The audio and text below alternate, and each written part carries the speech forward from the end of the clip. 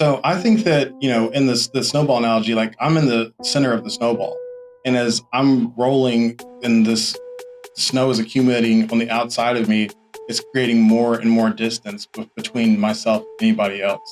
And that was definitely what I felt, is that I felt like it was harder and harder for me to reach out to other people to say, like, I need help, because I was building more and more of this thick protective layer. At least I thought it was protective, but it wasn't protecting me. It was just.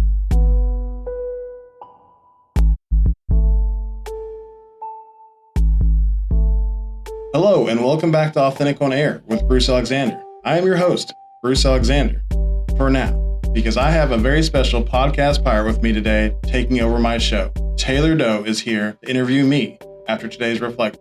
How comfortable are you trusting others to collaborate? This is something I used to really struggle with. Whether I signed up for the partnership or got voluntold, the process would be the same. I would set mental expectations and then work myself to death trying to do it all.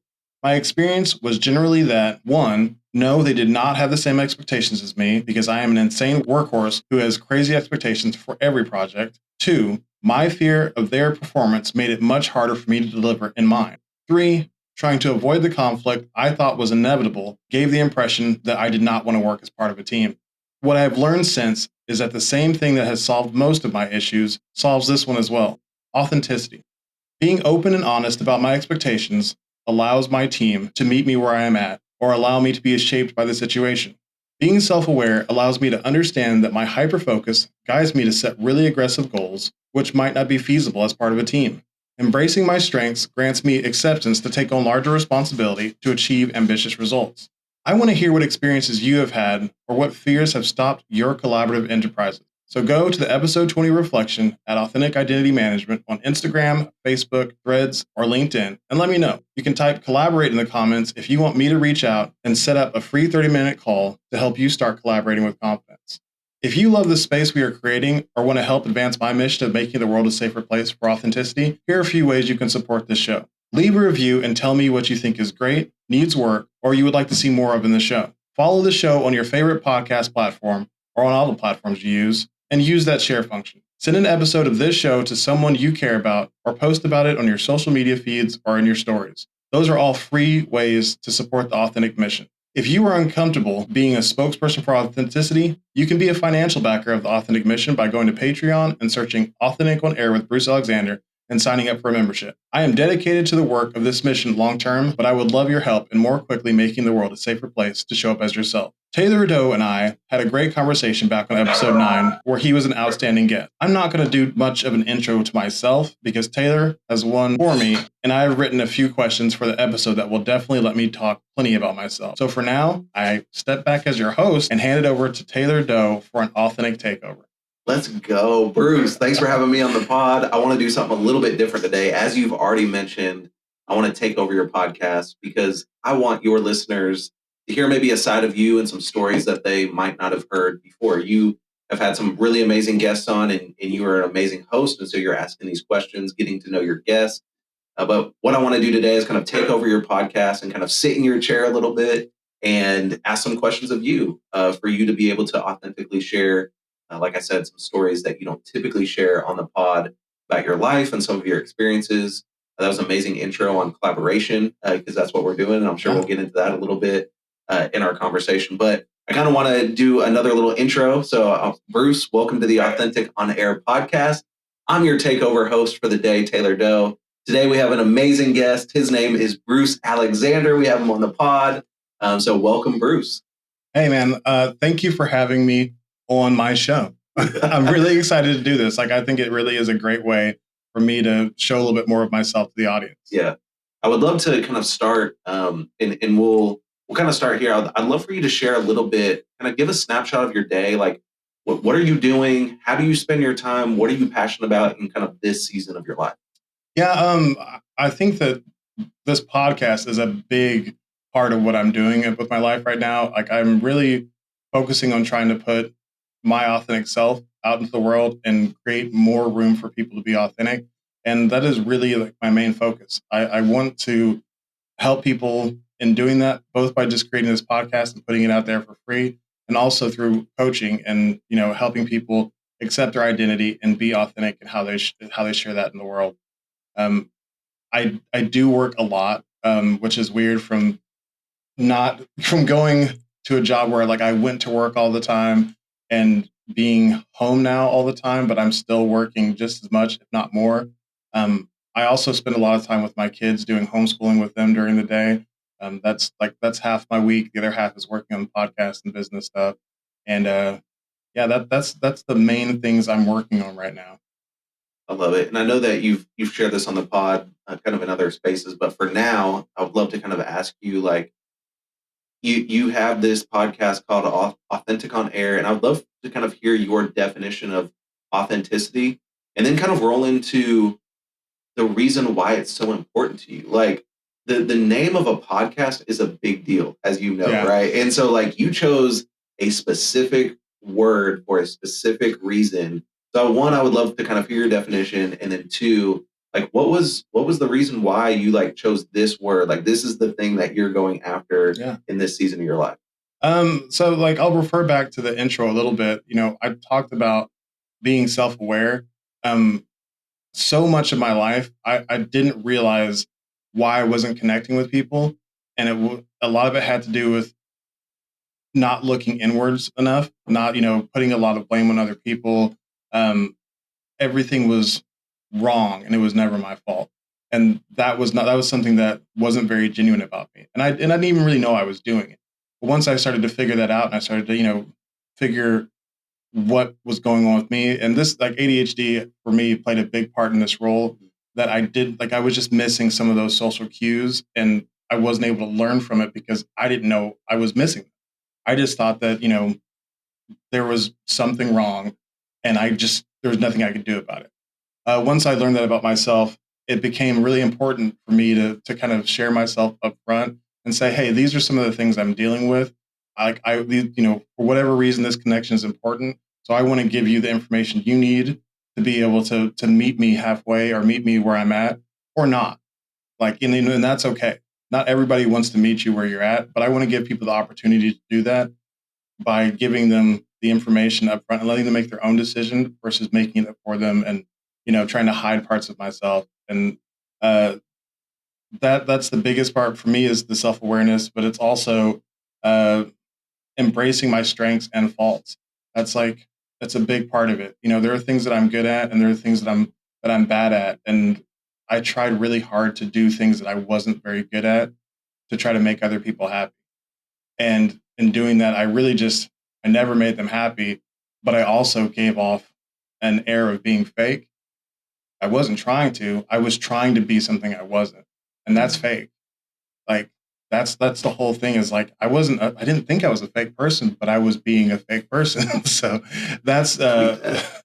that's what authenticity is to me. Is like really being self-aware and accepting yourself as you are. It doesn't mean you can't be aspirational to be a better version of yourself, that you can't want to grow. I think that that's part of it. I think it's a very important part of it, is embracing yourself and loving yourself enough to know that you deserve better. And once I was able to look at myself and embrace myself, I started wanting better, and I started attracting better relationships, and a better quality of relationship with my spouse and my children and whatever, because I stopped hiding from those things that scared me. What really made it a huge deal for me was the I don't know, I like looking back, the uh just the stacking and stacking and stacking of these experiences that were building up, and I wasn't like really finding meaningful connection outside of, like, my marriage is obviously a very meaningful connection, but that was different. And even that wasn't as deep as it could have been, because there were parts of myself I was hiding. And once I started to accept those things, that relationship got deeper. Other relationships, the people whom I let in quickly, like I was like, "Hey, here's what's going on with me. Here I am, not hiding." Those relationships became deeper. I have friends now like I've never had before in my life. Like, I've got friends who support me and who cheer for me, and who want the best for me whenever before. Like, I don't even really, like, I have no friends from before 10, well, I can say, yeah, but before 10 years ago, because and it's not that I didn't meet good people. I just wasn't in a place to actually cultivate good relationships because I didn't know who I was. And so what I see from this side is that you're creating a space through podcasts, through a podcast community, through the community that you're building for people to start that self-reflection. Would that be accurate? Yeah, absolutely. I think it's really important to, for me, like, I'm not saying that this is everybody's journey, but for me, it's really important. Like, I think I've lived experiences and I've got the training and I've been through just the right circumstances to make me a really, really great facilitator of authenticity. Like, I've felt what it's like and how dark and lonely it can get trying to be somebody you're not. And I'm on the other side of that now, and I really appreciate the quality of life, and I want to share that with other people. And I want to give other people a chance to partake in both my authenticity, but also start to uncover their own. And other people who also are already more on that side, that takes continued support as well. Sure.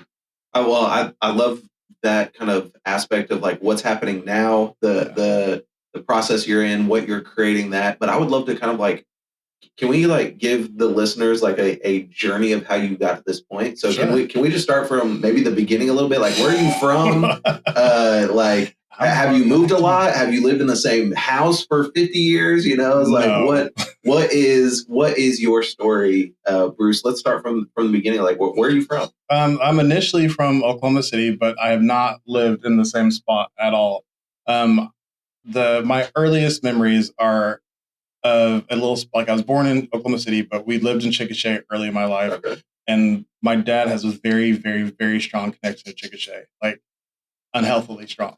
Like I'm not joking. Like he makes like it is so important to him that everything be filtered through a lens of Chickasha, and that's always been really hard for me because he's set that as barriers to our relationship. Whenever, later on in life, we moved to South Oklahoma City. My parents got divorced after a while. Like I was 11 years old. Yeah. I moved to Tulsa with my mom. We lived in 6 or so different houses while I was in Tulsa. And I wanted to move back with my dad at one point because I was a teenager and I was not happy with my situation because what teenager is. And my dad, who lived in North Oklahoma City at the time, like Northwest OKC, wanted me, if I lived with him, to commute to Chickasha to go to school. That is the craziest thing I've ever heard.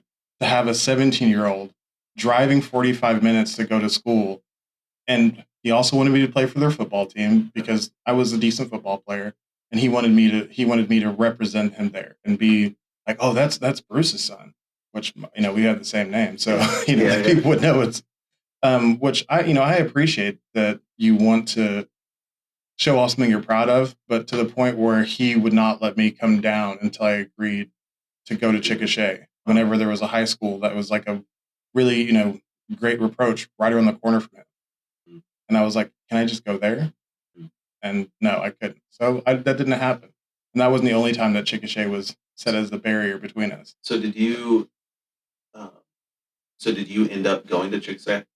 No. You stayed in Tulsa? Yeah, I stayed with my mom because that was even then I knew that was not healthy. I was like, why would I need to drive 45 minutes every day? Sometimes, like what if we had bad weather? Right. Like that's just like if I was living out in the country and the only school was 45 minutes away, that's one thing. Yeah, but there's like 15 schools like just off the highway between here and there. And I was like, yeah, I don't think I'm going to do that. That doesn't feel smart. So from there, I stayed in Tulsa. I did eventually moving with him whenever I started college. I went to, I got into OU and I was still commuting. I was commuting from basically making the same commute minus 15 minutes. I was driving from Northwest Oklahoma City to OU, and that was obviously a struggle. That's tough. And I eventually ended up moving in with some quote unquote friends down there to continue going to school, and stuff got pretty far off the rails at that point. To sum it up pretty briefly, got in with a crowd who had money and had opportunities that I didn't have, and I was behaving that way. Mm-hmm. I was behaving like somebody who had money and was going to be able to get out of any trouble that they got into. And whenever that happened, I wasn't able to. So, you know, I like, you know, had some time doing drugs, got, ended up having a warrant out for my arrest. That was the first time I felt like I was actively running because I knew this stuff and I left. You know, I got kicked out of school because my grades weren't there. I wasn't showing up to class. I was late every day when I did come. So I got kicked out of OU. And instead of just like facing the things I'd done, I went back to Tulsa to stay with my mom and just hid. Hello, authentic audience. I hope you are really enjoying this unique opportunity to get to know this man behind the mic. As much as I am an open book, I have found that I don't really get too deep into the nuts and bolts of what makes me tick in a lot of conversation. Taylor really gave me a chance to spread my backstory wings and fly. So a big shout out to Taylor Doe. Next week, we will be really shifting gears to a road much less traveled. So much less, it isn't even paved. Actually, is it even a road? It's more like a trail. Yeah, a nature trail. The original Wild Wanderer, Lorianne Wild, joins me in the studio and we get back to our roots. A play educator, certified positive discipline parent educator, and the now resident nature program coordinator at the Oklahoma nonprofit St. Francis of the Woods, Lorianne is, in my opinion, the greatest builder of community and safe spaces of all time. We get deep into community building, reconnecting through nature, and how Lorianne literally changed my life forever. It is really a great episode, and I can't wait for you to hear it. If you are enjoying Taylor's interview skills, you should hear him in the interviewed share. And you can. Right after you finish this episode, go listen to episode 9. Don't shorten your story, identifying pivotal moments and individuals to develop your character with the TEDx speaker, Taylor Doe. This is the most underrated episode I have dropped to date, and I really don't understand why it's so slept on, but you should check it out. For now, back to my interview. Thanks for listening. I went back to working my high school job. I did everything I possibly could to just really hide from life. And eventually my mom found out that I had a warrant out and she took me to Norman to go to jail. I only spent like 16 hours in jail, but that is not fun. Not a great experience. And also having your mom take you to jail, not a great experience. Yeah. She was right, but it still didn't feel very good, you know. And then from that point, I had also like had student loans that were starting to come calling. So all this anxiety was putting pressure into my life, and I just like receded further and further. I had this. I was on probation. I got off, you know, fairly good for having been somebody who like was actively dealing drugs at one point, and I just got off of, you know, probation for 2 years and then parole for like another year. But that made me feel like I felt like a criminal. And I accepted that mindset, not as that I wanted to go out and commit more crimes, but as if I had no worth. And that really affected how I behaved for like the next 10 years. Wow. And yeah, I acted like an idiot. Yeah. No, thank you for sharing that. Can you explain a little bit of maybe the feeling or the thoughts you had? You kind of mentioned this idea of running or hiding, right? And maybe that might be a connection to some of the listeners and for people who like might be in that season right now. Like, what were some things that you were thinking in that time when you were trying to hide? Was it this feeling of like maybe like, hey, if I try to push this far enough away, I can push it out of my mind? Yeah. Oh, like, yeah. What were some of the things that you were experiencing then? So, like if you know anything about ADHD, you know that object permanence is a big thing. It's like if it's out of sight, it's out of mind. So I would, if I'd get any mail or anything about my loan, like I would immediately like throw it away. I would, you know, I would just put all of the emails like into spam. I would really just literally hide from the, you know, it's like if I just act like it's not there, then it's not, right? Like everything's fine. And the same goes with, you know, the fact that whenever I initially got, so my house was raided whenever I was at OU, because they thought I was like this huge drug dealer. I wasn't. Like, you know, I was a dealer of some degree at one point. And when they raided my house, they said, you know, you can give us somebody else, somebody bigger, and this could all go away. And like I said, oh yeah, sure. I didn't really have anybody. Like there wasn't like this, you know, this El Chapo that I was like sitting on. Right. There was another guy that I went to school with who did have a pretty big connection, but he was just another kid. Like I wasn't going to give him up like that. And it wasn't out of, this like strong loyalty or anything. I just was like, it's not his fault that, he's the guy I know. Like it's my fault. Like, because we knew that they were coming. Like like our neighbor had told us that there was an unmarked car going through our trash. He doesn't know what we're doing, but we need to clean up our act. And we did for a while, but I let the people who were around me behave in a way that said like I didn't care. Like I knew I was going to get in trouble. Like I knew it was coming, and I stayed there for one instead of getting out of that situation. Yeah. And that was kind of a pattern for me, was letting other people make big decisions for my life. And I think that for me, having done a lot of self work and looking back at my story, I think a lot of it has to do with the fact that I was raised in a way where fear and guilt were the masters of my life.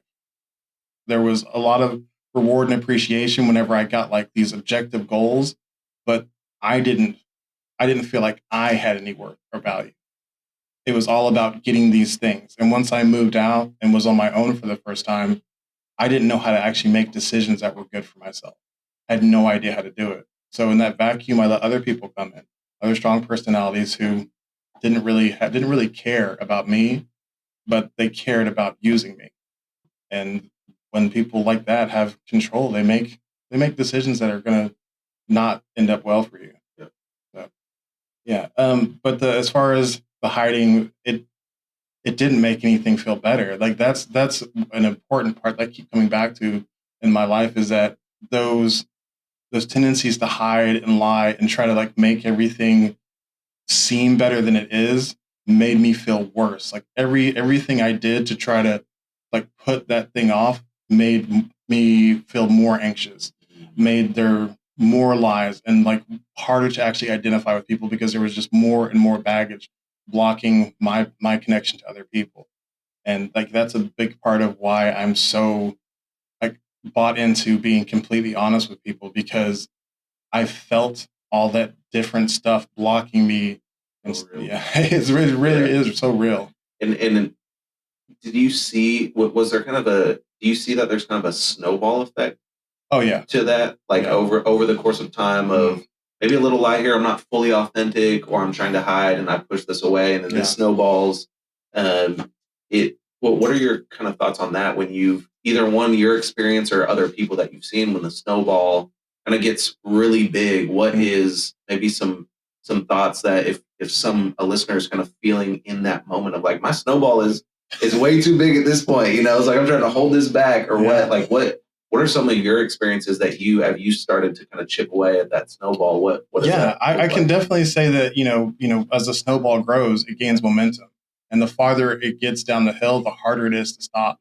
And that's just with the momentum, plus it's gaining size and mass and speed. Like all these things are building up because you're, instead of like doing things to slow it down, you're just adding more stuff to speed it up, which makes it harder when you're ready to make it, to stop it. Yeah. So yeah, I definitely agree that the snowball is a really good analogy for it. And for me, it just became so it was just so much speed in my snowball that I was no longer able to act like I was okay. I didn't realize it. I was doing stuff that didn't line up with what I was saying. My behavior started to betray me. I was doing stuff that's like, "Are you okay?" I was like, "No, no, I'm fine. I'm fine." It's like, "Are you sure? Because you're not acting like you're okay." Because the the person I was acting like wasn't lining up with the lie to any degree anymore. Because the lie was too complex, it was too complicated, there was too much there that I just like, you can't. How many lies can you keep up with before you start to fall apart? Yeah. And it took a long time uh, to really figure that out. Is just you get like uh, decision fatigue and you get paralysis from like that anxiety. I just didn't do anything for a long time, and um, my wife is really if it wasn't for her, I'm sure I wouldn't be here. Like I was doing I was living like I did not want to be alive until, you know, she was in my life already, but she kind of said like, I'm not going to sit here and watch you kill yourself, basically. And that was the first time I was like, well, damn. Like Yeah, that's if you put it that way, that's kind of intense. I didn't really know I was doing that. And that's like that's whenever I started to like look at what I was doing. It still took a long time before I ever really started to embrace myself. with kind of the snowball analogy we're using, kind of talk about how that impacts relationships around you, Yeah. like the snowball, and how that, is like, do you have any siblings or anything, or maybe, Mhm. is like how that interacts or that impacts the relationships with your parents or even a significant other, a future spouse, Yeah. it's like those things. What's kind of the ramifications of a snowball kind of with those things in regards to relationships? So I think that, in this the snowball analogy, like I'm in the center of the snowball. And as I'm rolling and this snow is accumulating on the outside of me, it's creating more and more distance between myself and anybody else. Like, and that was definitely what I felt, is that I felt like it was harder and harder for me to reach out to other people to say like I need help, because I was building more and more of this thick protective layer. At least I thought it was protective, but it wasn't protecting me. It was just insulating me from other people's like outreach. And like I'm definitely the first to say that I have not had the greatest family relationships. We're not a lot of it, like we have a lot of trauma. Like just my mom's mom was very, very cold, like very narcissistic. And my mom, if she's not a like flat out narcissist, she just took on a lot of her narcissistic traits. And so a lot of that relationship was her expecting me to perform for her, to be her source, to be, the thing that she needed. And that's not what your parent is supposed to be. And my dad was also, he just, he loves me so much, but the way that he expresses that love is by exerting control. Like he's like, this is what you should do. And it was never like, this is a piece of advice. It was a social imperative. If I didn't do what he was going to do, our relationship was going to break down. And that just created more anxiety. So it's not that everybody else was so impossible to get along with what I was going through. It just made it worse. Yeah. It's, I didn't, until my wife, I didn't really have somebody who was like just there for me and really just wanted the best for me, whether that be what she was suggesting or not. It's just, she just cared. Yeah. And, but like you said, the snowball analogy just, yeah, it really just made it harder and harder for me to reach out to other people, because I was just encapsulated in this, this snowball of lies and deceit. And so, um, coming from that, like kind of swinging the other way, graduate college, or you go to college, you have the incident, Mm. things happen, go through probation, all of that. You kind of said the next 10 years. Let's talk a little bit about, like, let's start kind of turning the corner of like, how did you meet your wife? I'm kind of curious to know Yeah. about that story, and Yeah, kind of like absolutely. maybe some of the things that started to change Okay. over the course of time. What was that like? So, like I said, I went back to Tulsa and I worked at my high school job, which was a place called Wild Oats in Tulsa, Okay. which got bought out by Whole Foods. And like I was there during that period, and it was a job that I enjoyed. It was fun. I thought I was good at it, but once again, being ADHD, like you kind of had these delusions of like grandiosity. Like I thought I was much better at doing things than I was. And it's not that, let me take that back, because it's like I was good at things, but it was the way that I got them done was definitely not what they wanted, and some of them were just unacceptable. Like I was super slow setting things up, and that whenever you're like you have a limited amount of time to get the counter open. Whenever I was a meat cutter, and you can't just get 2 hours of extra overtime coming in early to make it look perfect, because that would, like, I made it look really great, but it's like, yeah, but you're taking 2 hours, like it's supposed to be a 30-minute thing. Yeah. And it's like, but it looks great. And they're like, yes, it looks great. And I it took me so many times of getting that same feedback in different ways to actually understand that, oh, I have to be faster. And that is something that is, I wish that I'd understood what ADHD was for me earlier, because I knew that I was ADHD whenever I went back to Tulsa, but I just thought that that meant I was just going to struggle to paying attention to things I didn't care about a lot, and I was going to be late. I really didn't understand how much it affects. Like I didn't understand what executive function was first off, Yeah. and I didn't know how much it affected it. I also didn't understand how much it affected me being able to pick up on social cues. Yeah. I didn't understand so much of that because I was popular in high school and I had made straight A's because I was just smart. Like all those things that come later in life that kind of ADHD can slap you down with. I just wasn't aware of that. And so like I just kept getting these same things over and over again. And it that was tough.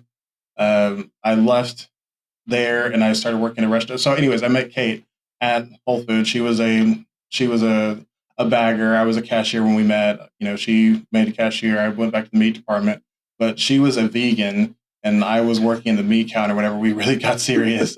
And that was like that's the wildest part of our story is that she was like she ate almost nothing. She would eat like a piece of sprouted bread with like veganese, which is like a vegan mayonnaise, and like kale. Like that was a lunch for her. And I was like, are you serious? Like I love food. Yeah. And I cooked a lot. Like I'm a good cook. So I cooked a lot. And like I was, making steaks and shrimp and, making fish. Like I worked in the meat market. So I was constantly in it making that stuff. And she eventually was like, that smells really good. I mean, I don't remember if it was fish or shrimp, but she's like, let me try that. And she did and was, and she was transported. she never looked back. That's hilarious. Yeah, it was, that was something that we still to this day bond over is our enjoyment of like good food. Yeah. That's something that we really share and that I love about her is that I don't know how she's the same person because she loves a good meal. And that girl that I met did not care about a good meal. She's just like, I just want my, my piece of bread and like, that's all. I'm like, okay. Well, tell me a little bit. Well, side story. Tell me about cooking a little bit. Like, okay. What is? I tell you a lot. Like, what is?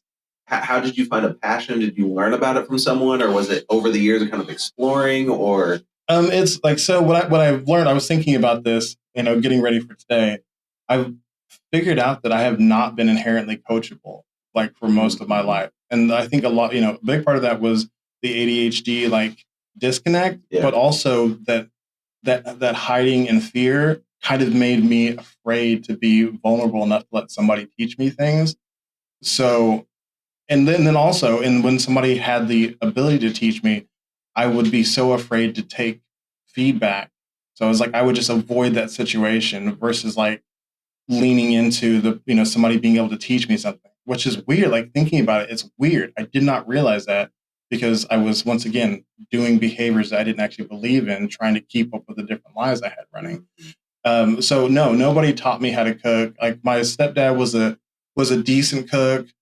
He didn't really teach me a lot. So I was like, I just started messing around whenever I started working at at Wild Oats the first time. It was like I worked at a grocery store that had, good product. And I just started, slowly buying stuff and messing with stuff. And then especially once I got in the meat department and, I was getting like it's on. It really was. It was like I was getting, meat cheap. And then they also like let us demo stuff like at the place. So I started making stuff and I was like, I kind of had pretty good at this. Yeah, I had a natural proclivity to it. Like I, made a couple weird things, but I started watching a lot of Food Network, like a lot of Food Network. Okay. And, this is the first time that my ADHD hyperfocus really benefited me because like I was hyper focused on food. Like I was like, I can be better at this. So I just started watching it all the time. Didn't realize that until much later that I was literally watching food all the time, but I took in so much information and started to just like do stuff that not everybody can just, watch it and do it, but that's how it worked for me. And I really just loved it. And I loved seeing the look on somebody's face whenever I shared a meal with them. And they were like, oh man, this is really good. I loved sharing that. So it's something that I've continued to love. I've moved more to smoking. Like smoking is it's more my current creative food process. Yeah, it's like I still, like I'll still throw down every now and then for everybody's birthday. I'm like, what do you guys want? That's cool. And I make whatever it is that they desire. Like I made ramen for the first time 2 years from my daughter's birthday. She's, we're into anime. Yeah. And so they really like, different Japanese thing. And she's like, we've never had ramen. Can you make that? And I was like, I will be able to. Yeah. And I did. And it was really good. Wow. And so now we have that, every couple months. And, really cool. Yeah. The thing I want to pause real quick and say is maybe a question for all of us is, what areas of our lives are we not coachable? Right? It's like, are there still, I think that's a process for all of us to kind of reflect and say, hey, what areas, one, do I have too much confidence, or maybe I'm unaware of, kind of like what you said, I didn't realize I was, not coachable until a little bit farther down the road. What are areas in our lives that, it's like we aren't coachable, and it would benefit us to be coachable in that, right? I think you probably look back and maybe say, if I was more coachable in this area of my life, maybe I'd be farther than where I'm at today, or maybe things wouldn't have been as hard, or maybe I would have learned, some technique that really would have taken me down another path. It's hard to kind of imagine what that could be, but I think we all have the ability to kind of look back and say, man, if I would have learned something different or been more coachable, the outcomes could have been different, right? Yeah, I definitely agree that being coachable is like a really important skill for growth. Like, what I believe and understand now is that everybody has strengths to bring to the table. And I was never really willing to accept that because I always felt so small. I didn't want to let somebody else's strengths make me look small. And that was a really, really small way of thinking, but it's what I felt. It was like I wanted to always be showing off because I really felt so insecure that I really wanted to be putting out, like, look what I can do. This is what I can do. I can do it better than them. I don't need any help. I don't want anybody to come show me how to do this thing better because I can do it myself. And I really regret that because, I have been in situations where there have been people who've been great at things, maybe not even exactly the thing that I wanted to learn, but I like learning. So why would I not just take the experience and let it shape me? And that's something I very much regret, is that there's been a lot of opportunities where I could have been shaped in different ways that I refuse to open myself up to. Good. That's very insightful. We'll just say that. Uh, Random question would be, if you would go back in time and you were the manager of yourself at Whole Foods, Wow. what would you do different as the manager, Wow. kind of leading yourself? I think that's a really good question. And I've been talking about leadership a lot lately. I was on my friend Tolu's podcast, and his podcast is about leadership. It's called Dunamis EQ, and it's about leadership with emotional intelligence. Okay. And that's something that I feel is very important. And it's something I haven't felt a lot. I felt the lack of that in my various different careers, is that although I definitely was not perfect, I felt like I was met with a lot of the lack of emotion, the lack of emotional intelligence, people not understanding, people not having grace, people not being patient. Um, and that's what I would manage myself with emotional intelligence, and I would take the time to get to know me and know that, because I honestly, all of the complaints I ever got had to do really with me caring too much. Like, I know that sounds stupid. Like, it sounds like I'm, like a resume answer. It's like, my only weakness is I care too much. It's like, no, but I cared so much about the product I was putting out that sometimes it was hard for me to put it out as quickly as they wanted, or as, in the way that they wanted to, because I wanted to control what it looked like. And that was, that's not always ideal. Yep. So fast forward, when did you all get married? We got married in 2010. Okay. And you've mentioned your kids. Yeah, I have 4 kids now. Love it, love it. And so you're cooking, making birthday stuff, and doing your thing, your thing with that. What's one thing that you love about your family? One thing, man, my family is, what I love about them is that they are the reason that I am who I am today. Like, that through all of my, different struggles, accepting life, they're the one thing that I've let shape me all throughout this thing, is like my wife before my kids, but my oldest daughter, I remember whenever like I used to drink really heavily because I was hiding from a lot, and that was one way that one vice I used to help swallow the lie. Um, I had an experience where like I threw up in front of her, like at my mother-in-law's house, and it was like the most embarrassing thing I'd ever done. Like, and I'd done some stupid stuff. Like really bear with me. Like it broke my heart. She didn't, she was 2 years old. Like she didn't say anything about it. It was just like, she looked at me and I just felt so gross. Like I felt so disgusted with myself that that experience led to me really starting to, I mean, it wasn't rock bottom yet, but it was close. That experience was where I started to like say like, what is wrong with me? And what I eventually got to from what is wrong with me is there's not anything wrong with you. Stop hating yourself so much. And it's been a hard road. I've definitely hated myself a lot at different times, but they've always loved me. And their love has given me the ability to love myself. And yeah, I wouldn't have been able to get there by myself. I really wouldn't have. The people in our lives, as you kind of share the things that you're sharing, make a huge difference, right? And Yeah. it kind of sounds like you're very aware of that, even kind of reflecting on your story of maybe in high school and then in college with some of the people that you were around and the influence there, and then the blessing, or like this woman comes along and then you guys create this beautiful family, and the impact that it's had on your life, and even the way that I see you today. We don't know each other very well, and I know about you, and it's Yeah. like we have mutual friends and all of that, but kind of where you're at today, the journey, is like I'm glad we're able to kind of highlight that on our podcast today, because it's very evident of like the work that you have put in.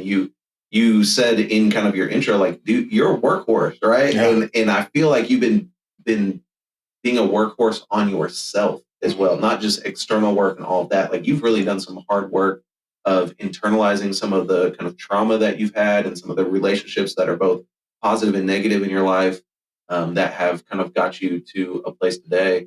Love to kind of take the next step of, you have this family. Obviously, they are your everything, and have done that. What's kind of the next part of your story after you start having kids and things like that? Where were you at? Or were you back in Oklahoma City? So no, I wasn't back in Oklahoma City yet. So we had our son, and I was working I was doing a lot of different stuff at a restaurant, and we got pregnant with our third kid, and it started to hit me like we're barely making it. Mm. Like, we were living paycheck to paycheck. That loan was still whispering in my ear all the time, and like excuse me, I felt everything crashing down on me.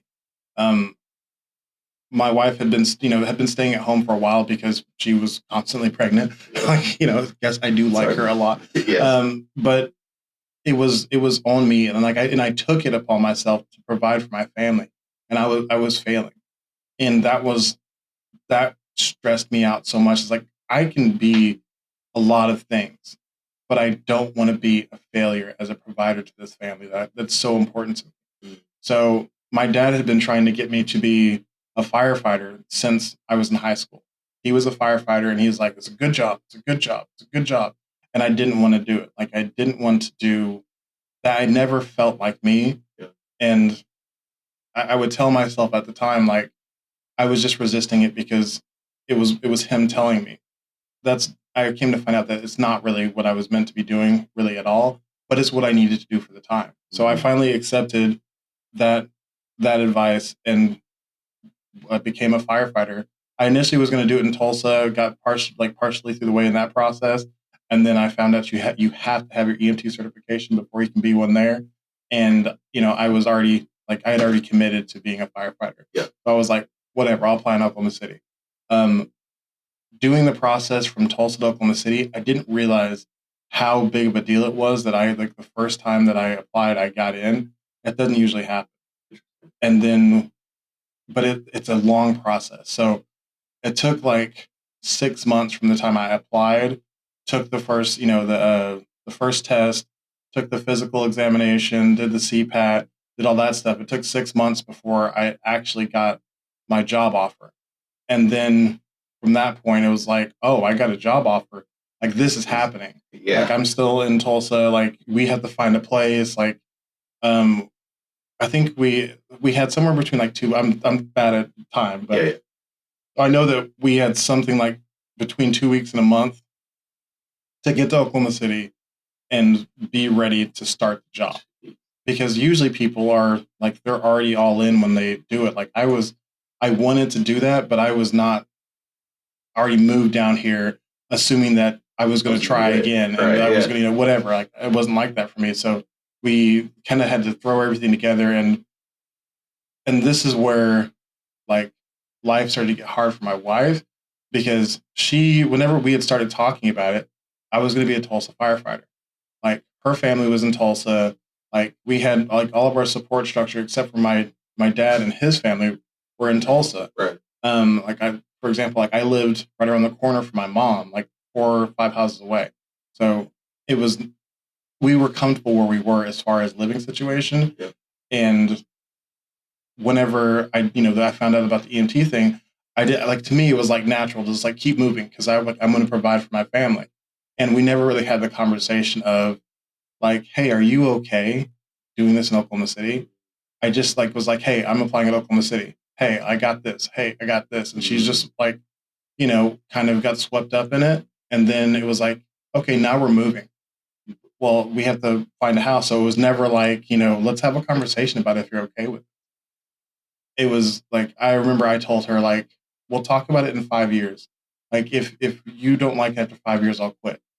That was a lie. Like, that was one of those lies that I accept now as being something I told her because I was afraid of the conflict. I was hiding from how she would handle the truth. And that's like something I did with her many times. And like that affected our relationship really negatively until I started to take accountability for those things. But that was a big one because I dragged her down here. And then I also didn't understand how big of a commitment it was. Once I started at the academy, it was a full-time, like not just full-time, full life job. Like we had just had our third kid and I was completely vacant from our life. It was very, very traumatizing for her. Like she's in a brand new place with no support. Like my dad would, he helped us with money at some, and he's not great at this, but he tried to provide some community. He kind of drops you on people. He'll just like, like so-and-so's having a birthday party. He'll just invite you and not tell that person that he's invited you to a birthday. Exactly. So my wife would like she had nobody. So she'd go to this birthday party and would be so awkward because she doesn't know anybody. Yeah. The person didn't know she was coming. There's just, all this stuff going on. And meanwhile, whenever I wasn't at the academy, I was at Barnes & Noble's with my best friend Tommy studying for the academy because we had to learn. So like a lot of these guys had the privilege of being able to, have gone to like EOTC to go through the firefighter program, or they had their EMT degree. Like they had some understanding of this, or they were, they were volunteers or whatever. Like there was a baseline. There was some sort of baseline. And you're coming in with like zero. Yeah. And it was funny because my dad did it. So you'd think that I would have been prepared better.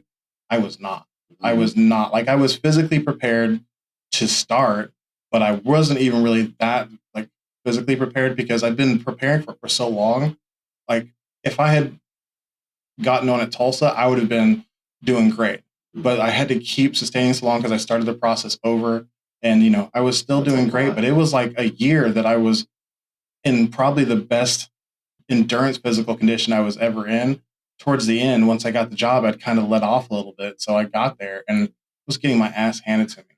Like it was really hard. Like I'm a big dude naturally anyways. Yeah. And it's hard to keep up whenever you run a whole bunch. Like we weren't in there, bench pressing for maxes. Yeah. That's not what the goal is. The goal is to be able to perform in a house fire for as long as you need to be able to like carry people out of the buildings when you are absolutely exhausted. That is a different kind of training. Crazy. And keeping your body that way long term was a lot of work. So Kate was here. She was alone. She didn't know how to cook, like, because I'd cooked for us, like, so in the little bit of spare time I had, I was like making like little comments like, here's something you can do to cook, like trying to help her learn to cook, because she's got to provide she's got to provide food for the family. Yeah. She's making my lunches because I literally didn't have time to do anything but study and sleep for like 4 or 5 hours a night. And she was like everything for me. But that whole time was so traumatizing for her. Like, she did everything. She showed up. She was stressed out. She made things tough for her to be a single parent basically with the kids. Yeah. But she did it, and she did her very best. And I was just like not there. So whenever I finally came out on the other side of that first year, because once I finished the 16-week academy, I had to start right into EMT school, which whenever I was doing it, you didn't go to EMT school on your shift days. You went on your days off. So I was like, every Monday through Friday that I wasn't at my 24-hour job, I was at EMT school. Wow. If I wasn't at EMT school, I was studying for EMT school. And then so like that was, and if I wasn't, then on the weekends, we'd go back to Tulsa and I would run seven, well, no, like at this point I was only running like 3 or 4 miles because the academy was over, but you still had to be in really good shape to make it through your first year. Like, yeah. And so it was, and then also I was getting like 20 to 30,000 steps daily just at work, because being the new guy, you can't sit down. Like, that is literally what there's like, don't sit down. You just keep moving. You just stay busy. Not because it's healthy, but that's just what you're taught to do. Yeah. So that was very, very difficult for her. And they ended up coming back to me whenever we finally tried to start living life after that, because she was mad. She was mad at me, like, and I, like, understandably, because I signed her up for this thing that we didn't understand all of. She had been completely abandoned for almost a year with no community, no nothing. And then I also was not gonna leave the job, because now I've put too much sweat equity in. So the option of ever leaving was like, no way. Like, I've put in this incredibly difficult year that I don't think I could do again. And you want me to leave because you're unhappy? I don't think so. This is going to put food in our family's mouths. It's, the first year you get paid like dirt. Yeah. And then the second year is okay. And then the third year, it jumps way up. And then like after that, like considerably better. Like, I was making really good money when I left. Yeah. But I had also sacrificed so much of myself by the time I left, because I was so bought into the money of it. It's like, it's a great job, but it wasn't great for me. Like, my number one thing I'm looking for whenever I think about doing something on a daily basis is being able to like let my brain, work. And that literally was not what I was told not to do. Yeah. It's like, stop thinking. Stop, you're thinking too much. Just do what you're told. Yeah. And it crushed me. It's like, what do you mean? Like, I've got ideas. I've got, I want to understand things. It's like, no, don't ask questions about this. Like, don't do this. Like, just do it. And yeah, that was really tough. And so so we're now getting closer to today's timeline, correct? Mm-hmm. What was kind of the process for not being a firefighter anymore? Really being like, taking a step out on your own is very challenging, very scary. All that stuff. Was there something in the interim, or was that your last? That was my last. Well, okay, so I wasn't like out in the field active firefighter until 2020. Okay. And then I got promoted. So like, a little and then moment that happened is Kate got bit by a tick, and she got really, really sick right around the time that COVID first started. Wow. We thought that she had COVID, and then like she had 105 fever. It almost crippled her. Like, she literally could not walk for almost 2 months, where I had to help her get wherever she was going. She'd get stuck places and would have to call me on the cell phone and be like, hey baby, out in the garden. Can you come help me back to the house? Like so this was whenever I was studying for promotion, I had to literally take care of her. I had to like take off of work and just take care of my wife while trying to study for promotion because like I still wanted something more. I was tired of being told like I wasn't allowed to think. Like my brain is my greatest weapon and I literally wasn't allowed to use it. And so I'm taking care of her, studying, and then I get promoted to driver. They send me to the farthest station out, and like it's out in Wellston, and I was like, I can't come back to work and drive out to Wellston. My wife is sick. Like I need to be in the city in case something happens. Like she hasn't even been taking care of anybody, and you want me to come back to 24-hour shifts where she's supposed to take care of everybody, and I can't be there if something goes wrong. Like not even be there, but be within 15, 30 minutes. It's a 45-minute drive. I was like, I can't do that. So I used every single bit of my sick time, every bit of like, you could ask for donated leave. I was able to get some donated leave. I used everything. And right before I ran out of time, an opening came up for public education, which I thought I was like, the way that you kind of get brainwashed whenever you're running into fires for a living is that like that is the best job in the entire world. That like you have to believe that you were doing something amazing to do that. And I totally get that. But whenever this opportunity for public education came up, I was like, I can't do that. Like I'm a firefighter. I don't want to go into public education and stop running into fires. But otherwise, I'm going to have to stay out here in the field, and things like getting sent to the farthest station are going to keep happening. Maybe this is a good fit. So I applied for that, and right before, like, literally used my last day of sick time of any kind, I had zero time, and I started the public education job that next shift. Wow. And so, anyways, I did that for over 2 years and got promoted to major through that. I had a lot of really great objective success, but I struggled to be part of the team. That same thing of not understanding my ADHD and understanding that ability to work as part of a team, and also that whole not wanting to be coached because I didn't want to be seen as less than. That like all of those things intermingled with people who also were kind of had toxic masculinity, and the culture of the fire department is not very good for feelings and all that stuff. So it was just a really bad toxic mix that made it really hard for me to succeed inside the system. But like all of my outward facing tasks I did fantastic on. Like I managed a 501c3 in the event for that, and it was the most successful it had ever been for the 2 years I did it. And I did really good with that. But my boss told me about 6 months before I ended up leaving, like, I just something's up with you, and I feel like you're not telling me something, and you need to figure something out, or else you're probably not going to be able to stay here. And I was like, what the hell does that mean? Like, what's wrong? Like, what am I doing wrong? Like, all of the things I'm supposed to do, like, tick the boxes. I was able to do all those things, but there was this missing factor. And I don't know if me being more open with my ADHD would have made him understand that. I don't know. Yeah. Like, I'll never know. But like, I told him at that point, but I think the damage was already done. People in that job listen to the gossip and the rumors whenever they're given any, like, not everybody listens to it all the time, but as soon as they're given any shred of truth to that, they're like, yep, it's just like they said. So I had been told a lot that I wasn't there for the right reasons. And I was like, what does that mean? I'm here to make money to support my family. And this one guy who was a really, really terrible relationship I had, his name was Baiko, and he was really, really outspoken about the people he didn't like. And so he just talked trash about me all the time.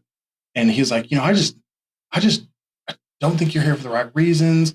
You're doing this and that. And what I realize now is that he saw me trying to be something I wasn't, and thought I was just like being fake, and thought I was lying whenever it was like I just was trying to fit in. Yeah. I was just trying so hard to be what I thought other people wanted me to be.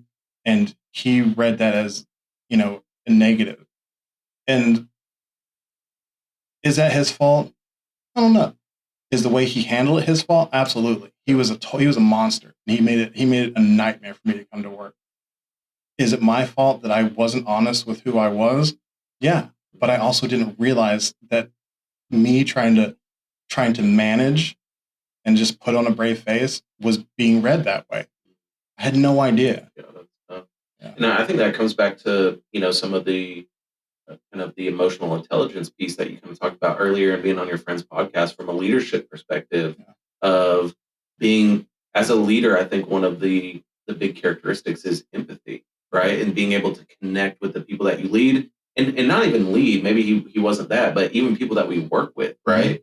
Of we don't know what people are bringing to work. We don't know what they're dealing with. We don't know what life stage unless we take time to get to know them, have that level of empathy to say, and I see you for this, and maybe there's things that we do a little bit differently, or I'm just empathetic to your situation, and so some of your behavior might be a little different. Like there's people who are grieving, who come to work and they're grieving, right? And that can affect work in ways that we interact with people, and so those are the things that, as you kind of hear that, I feel one hopeful in the work that you're doing right now, because the people who are in positions of leadership that you get to speak to hopefully can be more authentic and empathetic in their positions, right? Yeah. I talked about authentic leadership, like that's my specific platform for coaching leadership. It is so much more about leading with your heart than it is about like trying to force people to meet tasks, goals, whatever. It's like everybody is in a job or a position for a reason. There's got to be at least a base of amount of skill level that they bring to the table. Mm-hmm. And if you realize that and you take the time to get to know them and find out what they enjoy and what they're good at, and you allow them to work on that and you foster that growth, then they're going to want to perform for you. They're going to want to do things because you're letting them fulfill something that feels like at least part of their purpose. Yeah. And I absolutely was not getting that. I was, like I told you, it was like, stop talking so much, like stop asking questions, like just do what you're told. Like that was never going to work for me. Now, if I could coach myself now, I would tell myself differently as to like, it's not never going to work. You just have to understand that you can tell them who you are, and they don't have to accept all that. But if they would have known like, hey, like I'm ADHD, like you're telling me things often, and like I think that I'm doing them, I need you to be more clear about what I'm doing wrong when I'm not doing them. Yeah. Instead of like I would get feedback and then I would hide. And I'd pull farther and farther back. I would try to avoid them more and more because I was afraid of getting more and more negative feedback because they didn't actually care about me trying to like feel better. They just wanted me to do the thing that they wanted, and they weren't communicating in a way that I could understand. And that's, I don't think that was ever going to be the long-term right place for me to be, but I could have gotten through it like a little more unscathed if I had known that you just gives people all the information up front. So then whenever they're not telling you things that are helping, you stop internalizing it so much. It's like, I've given you all the information that you need to communicate with me better. If you're not going to take it, then I realize that you don't actually care about me. So I'm going to stop taking those things that you're saying about me so personally. Yeah. Like that's about you. Oh, I see it now. Like you feel this way. That's what you feel. Yeah. It has nothing to do with who I am.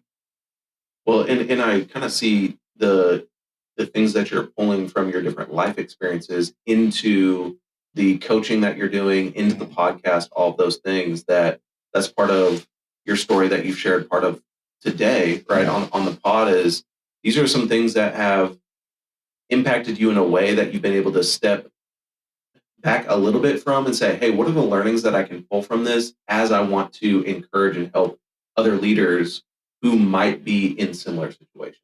Yeah, absolutely. And so that's as you were kind of wrap back to the front of the podcast was what are you working on today? And it seems like getting a little bit of the backstory kind of gives us as listeners insights into kind of the coaching and area that you're really passionate about, because what I see also is that you want to unlock the potential in people. Yeah. And you want to help others do that. And I think you have felt it in some of your work environments where you're like, I have all this potential. Like I will be great in this role. Just my potential is not being unlocked because I'm not understood or people aren't taking the time to understand some of these strengths that I have. Yeah. And that's what I really see you doing in your coaching business is to say, hey, here's how you as a leader can unlock the potential in the people that you lead. Yeah, and it works from both sides. Is that, I really want to help people understand and embrace other people, but I also want to help people show up as themselves and let themselves be understood. It's impossible for somebody to understand a person who never shows up. Like if you're constantly showing up as somebody else, then for one, you're belying who you really are, which is bad for your own interest long term. Like you can't live to your potential if you're trying to be somebody you're not. Yeah. So I think it's really important to allow people to voice themselves in a way that gives people the opportunity. Like I don't think that the majority of people want to make other people feel bad. I think that people can really put themselves first. They can there's a lot of different things that are the priority in people's mind, but I don't think that their goal is to make other people feel bad. So I think that it's really important to be able to speak in a way that like allows you to express who you are and give people the information so they're able to make decisions on how they want to communicate with you and what importance they want to put on making you feel seen. Like I don't think that it's every person's like responsibility to see you, but I think that given the opportunity, a lot of people will they'll take that in and will choose to exercise some of that information to improve their relationships as well. I'd love to ask you kind of one last kind of deeper question, then maybe to kind of wrap up our time, a few kind of lighter hearted questions, if that's Sure. cool with you. Yeah, absolutely. Right now in the season of life you're in, what ways do people describe you both incorrectly and correctly? Yeah. So I'll start with incorrectly. Like if you haven't actually taken the time to get to know me, people think that I'm mean because like my face, like I RBF, like unless I'm actively having conversation, I'm just like focused all the time. Yeah. Like, and it's not even that I look focused all the time. And some people think that looks angry, and like I'm almost never angry. People think I'm serious, and that is like the farthest from the truth. Like I am not a serious person. Like I really like to laugh and have fun. Yeah. And those are things that I've struggled with because you let people have these opinions about you and let those opinions like weigh on your heart. And that's something I try not to do anymore. Like I'm not there. Like Yeah. I don't want anybody to think that I think that I'm done. I'm far from it. I think that it is a continual process of continuing to grow and be shaped by your experiences. And I think that people sometimes are projecting their own understanding onto other people, and that's something that I haven't really dealt with well in the past. But I'm learning to not put so much pressure on it. The people who actually know me know that I'm very loving. Like I really care about my people. Like I'm like one of my friends told me whenever we were talking about us moving is that I'm the glue of our relationships. Like I'm the one who wants to I want to keep having people around. I want to have conversations with my people. You initiate. I initiate. I care about them. And so I'm a person who cares. I'm a person who is very motivated. Now, do people always understand what I'm working on? No. And that's okay. As I was developing what is my coaching business now, it went through several different iterations because it's both unfortunate and fortunate that I have attained a lot of skills and have a lot of talents, and I was trying to do all of those things at once because it's like I really want to offer everything I have to the world to help other people be more seen, and that it's not really a scalable business model. It's pretty hard to do. Yeah. So even as I'm coming into coaching, I was terrified to call it coaching. Like I didn't want to be seen as a life coach. Like I didn't, I wanted to be in identity management. which I'm okay being a coach now, but initially I wanted to help you manage your identity because I didn't want people to think I was like selling like a snake oil salesman. Yeah. Like a lot of coaches are just like, they're out there just pushing some sort of philosophy that is surface level. And that's not what I'm doing. Like I really want to help to coach people because I think that I've been through it enough that I can help people understand how to be themselves and to see success in life. And that's the biggest thing that I want to impart to the world is that you can be yourself and still have like all kinds of success. You just have to you have to accept certain parameters of that. Like you have to be willing to make certain sacrifices for your goals, and that's really anything. But I think that I've seen it firsthand well enough, and I've done enough research and training. Like I'm a certified life coach, and I went back and got my degree, and like I've learned so much through all the different experiences that I want to help people get to where I'm at and beyond much faster than I was able to. Like from the time that I started to look at how important it was to accept yourself to the time it actually took me to get there was a long time. And you're trying to shorten that path for Yeah, people.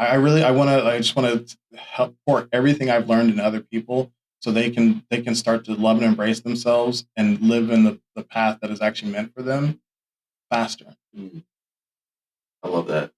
It's very clear, evident in the work that you're doing, and even the way that I've heard how you're interacting and doing relationships with people in Oklahoma City. That's really awesome. I'd love to kind of leave any kind of last. We're kind of in that series. I'd love to kind of back out with 2 or 3 questions. But do you have any last kind of thoughts or anything about your business that you want to share? This is the question that people always ask that's what I always ask people that they're never prepared for. Yeah. And I feel equally as unprepared, but I'm gonna push through and I'm gonna say something. I think that the most important thing to take away from learning about me is that I have been at the darkest space that a human can be. Like I've lived it. I'm not going to say that I'm beyond ever doubting myself or being depressed. Like I actually think that like I had a conversation on LinkedIn the other day about this that doubt is important. I think that saying that like I've moved forward and I don't doubt myself anymore. That's not where I want to be. That might be right for you. It might be right for many other people, but for me, I want to continue doubting myself. I want to continue asking myself questions and having internal dialogues and say, is this right? Like doubt is a great tool for shaping yourself if you let it just be that. Like, do I want to doubt myself to the point where I let my decisions become fear based? I definitely don't want to do that. Like, and that's something that I've moved past is making fear based decisions. I want to use doubt as an analytical tool. Like, okay, if I'm doubting myself, maybe there's a perspective I'm not seeing. Let me step back and let me look at it from a different angle. And that's that self awareness I talk about being so important. Is I think that doubt is a tool for sharpening your self awareness and asking yourself questions. And like I don't think you should ever stop doing that. I think it's important. So that's what I'll leave people in is like, and if you are letting doubt become fear, that's where I would like to help. Love it. All right. Let me think of 3 quick questions that we can end with. One would be, what is a hobby that you're spending time on right now? Do you have any hobbies? Hobby? No. I know you work a lot. I know you're grinding, and so Yeah, I am grinding, and like so whenever I went back to school, I started taking drawing seriously. Okay. And I really enjoyed it and like was really heavily into it. And as I started to build my podcast, my business stuff, I really made less time for it. Yeah. But I've been trying to make time for it again. And this thing called Inktober is coming up. Yeah, I'm familiar. And so I'm like, I told my daughter draws every single day. And I'm like, you want to do Inktober? She's like, yeah. You gonna have time? I'm like, I'm gonna make time. I'm gonna make sure like I want to because I want to get back into that. This is the second to last recording of a very, very busy period in which as we're moving, like I'm going to be not recording for about a month and a half. Yeah. Like, I've got lots of episodes, so I'll keep putting out content and like, I'll still be editing and stuff, but having this recording piece and writing for the episodes off my plate for a while, I'm going to dive back into the hobby of drawing. And I also I enjoy making music on my computer. Okay. Like I made my intro song. Like, that's something I enjoy doing. It doesn't come naturally though. So it's like something that takes a lot more like practice and YouTube videos and Skillshare and like trying to make sure I understand the basic fundamentals of the process. But I enjoy that stuff. It's something I like nerding out about. So are you going to post any of this Inktober, or will this be a private Inktober? No, I'll post it in my personal account. Okay, Yeah, okay. like it's not something I'll put out there on my business account because I had because initially whenever I was finishing college, I thought I wanted to just do graphic design.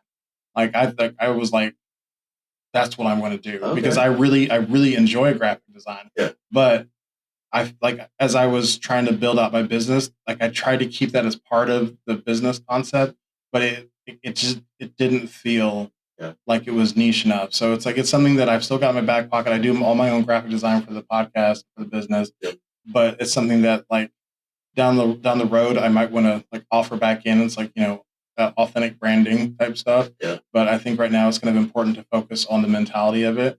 But in saying all that, I had an Instagram account for just posting that stuff. I think I'm going to get rid of it, but I will definitely be posting a lot of Inktober stuff. So for the listeners, Inktober, there is a prompt per day in October that a group from around, it's international at this point, that people are kind of drawing the same things and posting them. There's a few different Inktober people who post prompts, but if you want to do that with Bruce and you want to do this, you can post, you can come along. I want to throw that out there. Yeah. I'm sure Bruce might post his outline for what him and his daughter might be drawing. Or maybe are you guys come up with your own prompts? No. Okay. We just like the I think it's inktober.com. It's like the main one. Okay. So yeah, I would just download that. I'll post it like I guess the day before last day of September. Yep. And if anybody wants to hop on there, which this will come out after maybe at the end of October. Okay. So we're late. So what I'll say is good luck to all those who did Inktober. Yes. Congratulations. I'll make a post about it. Just to, see, like we talked about it today, anybody who wants to jump in and do October. Cool. That'd be cool. Okay, last question. What is your most memorable meal that you've either made or like the setting, all of it? It's open. What is your most memorable meal? Okay, so I can think of two different meals. Okay. One that I made and one that I've eaten. Like I don't think that I've had a whole lot of super fancy experiences with people taking me to dinner and stuff like that. Like my wife's Aunt Kathy and Uncle Clint took us to what is it? Prime? Yeah. The one in Tulsa that's like right by P.F. Chang's. Okay. Took us there. That was a really good one. But the one that sticks out the most to me is when me and my brother and my dad were in the Tenerife Islands, or the Canary Islands on Tenerife. We went for pizza at I don't know why pizza was where we were going in Tenerife, but it was a really, really cool experience to be somewhere that was so far from America and Italy. It was neither. And we had this really, really good pizza. And we had it's one of the few conversations I remember having with my dad and brother where we didn't argue. There was no discomfort because my dad is trying to make somebody do something, which is a continual theme in conversations where me and my dad and my brother are there. Yep. Somebody is generally unhappy because we have not done what my dad wanted. But we were just there and we just had a good time and ate, and the meal was great. And they asked if, what kind of water we wanted. Like what kind of water? Agua con gas or agua no con gas? And we're like, I said con gas. I was like, sure. Yeah. And it was my first time I ever drank sparkling water. Yep. And it punched me in the mouth. I was like, oh, what is happening? What is wrong with this? And that's not something that I'd grown up with. I literally had never tried it before. And I thought it was disgusting. And it's so funny because now I love sparkling water. Okay. But that was just, I was expecting regular water. Yeah. And then after that, me and my brother I left my dad at the resort that we were staying at, and we had like one of the most amazing nights I've ever had. Like I think I was maybe 15. Like once again, bad at time. My brother was, 3 years older than me, so he was 18. And we just went out to this club, and there was like not that many people there, but we always had such a good time together, just like dancing. And we met a couple of Irish guys who we hung out with, and like we just sat by this pool and talked for like 3 hours with these guys who were from Ireland, just about like what it's like where they're from. And they're like, so, you guys are from America, right? And it's like, yeah. It's like, so you've heard of Ice Cube? It was like, yeah. It's like, man, we love him there. It was so weird because it was like, this was in one of the lulls of Ice Cube's career where it was like, yeah, Ice Cube, really, of all people? Like, Right. he hasn't been, really popular like 10 years. Yeah. But, I remember that American culture, like, it spreads, and some places it takes a long time to catch up to where we are now. And it was just a really great, so it was like one of the best days I've ever had. Yeah, it's interesting how, I love eating with people. And so meals are near and dear. I do not cook. I do not grill. I do not smoke. I do not do any of that stuff like you do. So I'm envious of that. Real quick, I forgot I was going to tell the other one is one of my friends who doesn't cook, but she liked to finance a meal. She would be like the financier, like we'd have like, I think the budget was like $300 because it was like me, my wife, another one of our good couple friends, and then her. Maybe there was one other adult there. Yeah, and then I think it was her husband at the time. And so it was the six of us, and then all of our kids, which was like another 14 people. So it was, and so for the kids, I made like fresh French bread pizzas from like nice Italian bread, and like everything else was like homemade, scratch. Like made the pizza sauce, everything. Because I never wanted to like look at kids like they can't enjoy a great meal. Like I made them like Caesar salads, like I made the croutons, made everything for them. That was one part of the meal. That was just the kids' meal. For us, this was like the fanciest meal I've ever made for sure, and I don't quite possibly the fanciest I've ever eaten. Yeah. So I made like seared scallops with I think it was a blanc sauce, and then like dry aged ribeyes, and with like these creamy herb carrots I make, and there was one other part of it, but it was like everything was like the best I'd ever put out. It was like the steaks were cooked perfectly, the scallops were cooked perfectly, and everybody enjoyed it immensely. And we had a great conversation. That was one of those ones where I was so happy that everything came together at the right time, because if you don't cook, let me tell you, it's difficult to get all of the things right at the right time and get it to everybody in the right time for it to stay right. Mm-hmm. So it was like getting everything done and served up and like on the plate, and then being able to sit down and enjoy it. It was quite the miracle. And it was so enjoyable to do, and then also to see other people enjoy. Like, and I also didn't have to pay for it. And that was like, that's sometimes I find myself like, I love the experience of presenting food and like having people enjoy it, but then like I like got this buyer's remorse where it's like, but I paid for all this. Yeah. And that's like, so having somebody else like say, I would love to pay if you'll just cook it. It felt like that was one of those things where it's like I felt seen. Mm-hmm. Like it didn't make me feel seen. Just the thank you and all that is like great, but it was like whenever you're also paying, for sure. it could feel like I was being taken advantage of, because it was hard work. Yeah. But it's like just not having to pay for it was enough, and I was like, yes. So in the comments, leave your favorite meal. Also, maybe add the topic of discussion, because at these meals, there's amazing food and you can enjoy that, but also some of the memories of the conversations that come from those meals. So that would be a great conversation that we can have. So as closing, Bruce, I often say that when we are vulnerable about our stories, we create a more truthful narrative of how people become successful, how they get to where they're at. And so thank you for being vulnerable today, sharing your story. Thank you for being authentic, as always. And thank you for inviting all of your podcast guests to step into that authenticity with you. You're making a huge impact, and I know this is just the beginning. Congrats on so many episodes. This is, like I said, I'll say it again, this is just the beginning for you, sir. So with that being said, I'm going to turn back the podcast over to the host, the one and only Bruce Alexander. Man, Taylor, thank you so much. That was really great. I really enjoyed that. You asked great questions, and I appreciate the opportunity to giving my audience a better understanding of who I am and what I'm motivated by. If you enjoyed today's episode, please leave a review. I really appreciate all the feedback. This last episode that I released, episode 10, I heard from more people than I'd ever heard from saying it was so good to get to know Peter. Yes.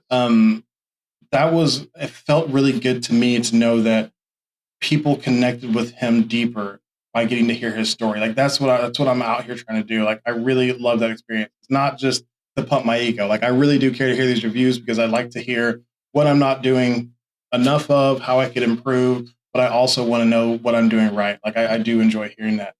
Follow this podcast so you can get updates about new episodes and live streams. And if you are interested in bonus or behind the scenes content, go to the Authentic on Air with Bruce Alexander Patreon page. Share this episode with someone you think might enjoy it right now. Check out earlier episodes to support the future creation of great content. And don't forget to @Authentic Identity Management on Instagram, Facebook, Threads, and LinkedIn. You can also head over to the Authentic Bruce YouTube channel for podcast video and impactful clips from my conversations with these great guests. Finally, if you are struggling to show up as yourself in your content, your work, your family, or your life, I would love to help you. Authentic Identity Management does authenticity and identity coaching to help you align your true self with the identity you share with the world. It's exhausting to live someone else's life. Live authentically and access the potential that belongs only to you. You can contact me on social, or you can email me at bruce@authenticidentitymanagement.com, and we can set up a free 30-minute consultation. That's it for today's episode. Thank you so much, Taylor, for your authentic takeover. It was really amazing. Until next time, be yourself, love yourself. Bye, everyone.